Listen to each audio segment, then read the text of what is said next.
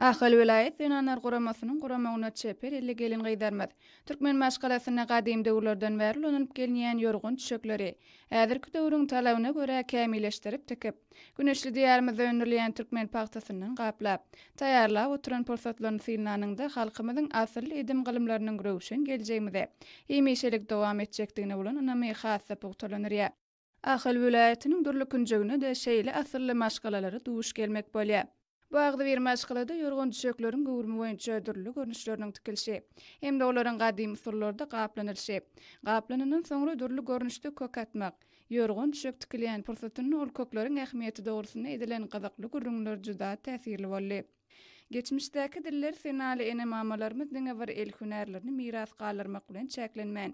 Eýsem bu ugurda terbiýeçilik ähmiýeti maslahatlaryna da hemişelik galyrypdyrlar.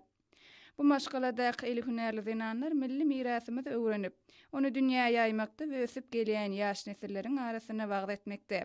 Hemde uzak geljegi hemişelik dowam etmegini gazanmakda döredip berýän giň mümkinçilikler üçin.